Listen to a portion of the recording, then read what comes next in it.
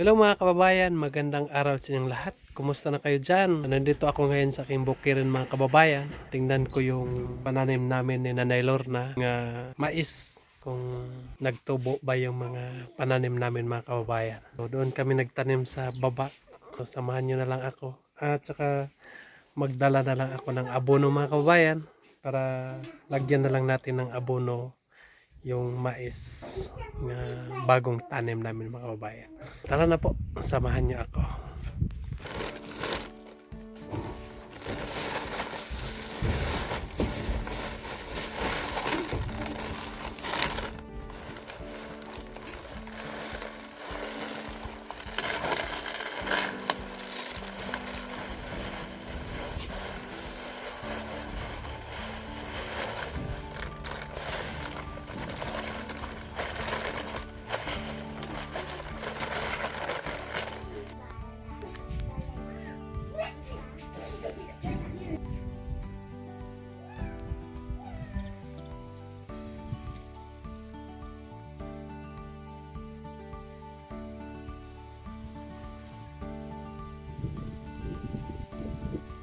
Namin tinanim ni Nanay Lorna mga kababayan yung mais. Ito yung sweet corn nga mais mga kababayan. Yung pangbinta lang, pang sugba lang mga kababayan nga mais. So tumubo na yung mais dito mga kababayan.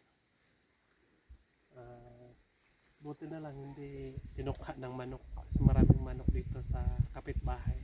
Maayos naman yung pagtubo ng ating mais dito mga kababayan. Hindi lang ito malapad, hindi lang ito malawak tong tinaniman namin kasi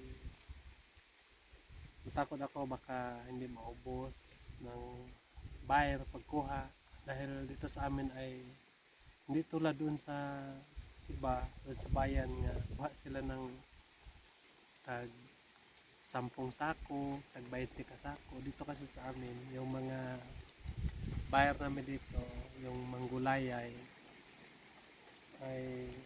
kuha lang sila tag 3 sako, 2, 4, gano'n.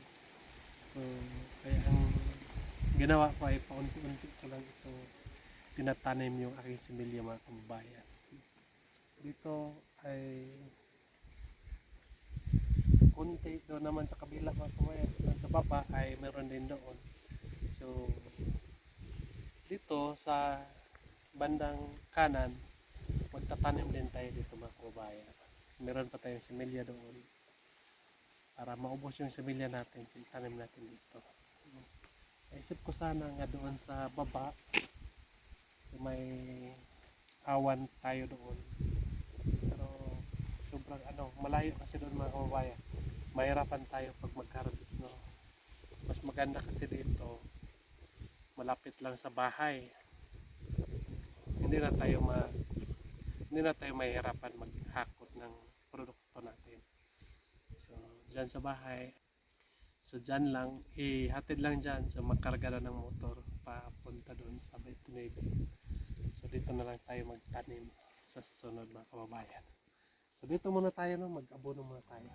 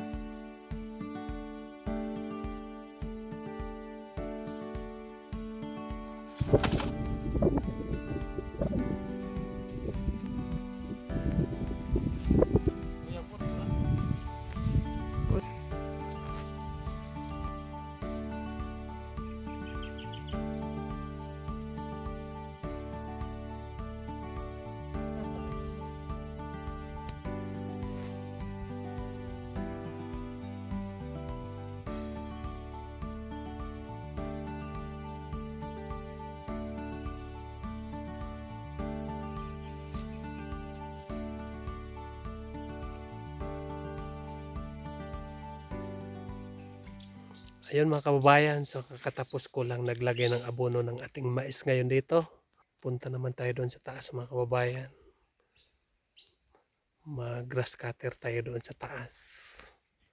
At dito sa mais ko mga kababayan, so, tinaniman ko din ito ng sili para pag harvest ng mais may kapalit nga sili mga kababayan.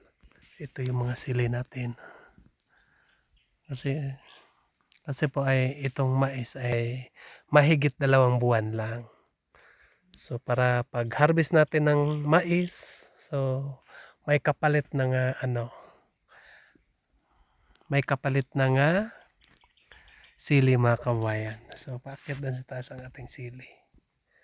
So ito yung mga diskarte ng malupitan mga kababayan.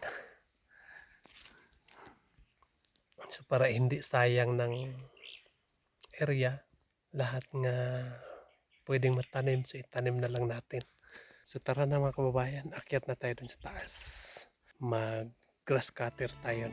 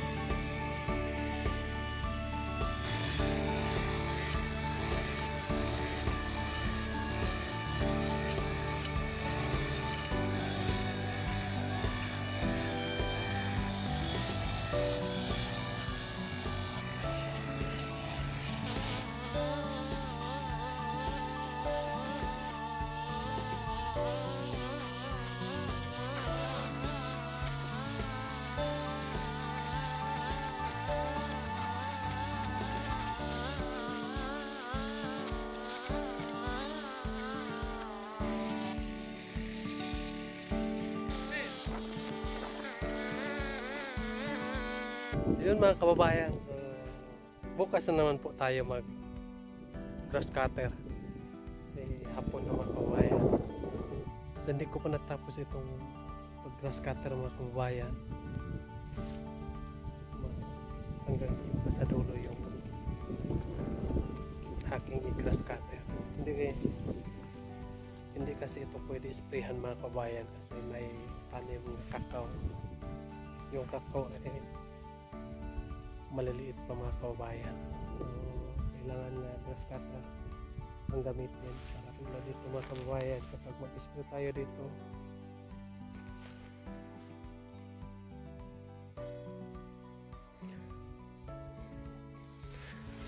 Tulad dito mga kababayan, kapag mag-spray tayo dito ay madamay, no? Maigo sa spray. So kailangan mo ng grass cutter muna tayo hanggang doon sa unahan. Dito sa baba ay wala pa, hindi ko pa ito nataniman ng kakao. Dito muna sa taas.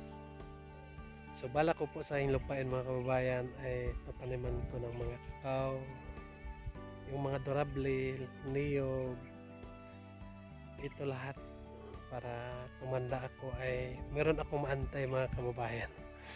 Hirap kasi pag tumanda tayo wala tayong maantay, di ba? So kapag tumanda tayo ay wala na tayong pag-asa, no? So dapat ay ngayon ay kaya pa natin, malakas pa tayo, ay gawin natin ang karapat dapat, no? So ito yung naisip ko dahil magbubukid ako mga kababayan. Isa akong farmers, kasi po mga kababayan yung farmers ay walang pinipili. So dito taniman ko ng kakao papunta doon sa baba mga kababayan. So dito side ay tapos na ito, may tanim na itong may tanim ng durian dito nga side mga kababayan. So ito siguro mga 5,000 or 6. Ito siguro mga kababayan ay mga 600 ka pirasong durian ang matanim dito. So tag 50 yung isa. So 600 times 50, so may 30,000 mga kababayan. So kailangan natin nga may 30,000 tayo dito para mataniman ito lahat ng durian. So maganda kasi yung durian mga kababayan, kasi pwedeng hindi na lang tayo mag harvest, sila na yung mag harvest ng durian. So pakyaw na lang. Kailangan nga kasi 8 by 8 yung kalayo ng durian. So doon sa gitna ay may bakante pa, so pwede taniman ng kakao mga kababayan. Yun ang wish ko ngayon nga taon, sana matupad ang aking pangarap ngayon nga taon mga kababayan, bago mag 2026. At kailangan ko yung tuparin kasama ang pagdadasal. Parang happy na ako pag matupad ko yung pangarap ko. So hindi masyado mataas yung aking pangarap mga kababayan. Ito lang yung pangarap ko. Gusto ko lang tuparin, kasi sayang yung lupa, walang mga durable nga tanim. Dito la doon sa nila Peter Paul mga kababayan, ngayong mga produkto nila doon ay mga halos kakao. Kasi yung nakatira doon ay wala na mga katutubo. Merong mga katutubo doon mga kababayan, ay dito na lang sa kilid-kilid yung mga katutubo. Hindi tulad dito nga halos kami pa yung nakatira dito. Doon lang yung mga Bisaya sa bandang kanan, pero dito ay mga katutubo. Kailangan nga tularin natin yung mga Bisaya, magtanim tayo at magtanim mga kababayan, so para mahawas tayo sa kalisod. Hirap kasi ang lagi na lang magkalisod. So yun lang po mga kababayan. Maraming salamat po sa inyong lahat nga walang sawang nagasubaybay sa akin. Sana po ay huwag kayong magsawa nga laging nagasubaybay ng PB team. At maraming salamat din kay Sir Paul sa kanyang pagtulong sa akin. Pagdasal natin palagi mga kababayan ang ating Pangulo, nga gabayan siya palagi ng ating Panginoon para marami pang matulungan ng mga taong nahihirapan mga kababayan.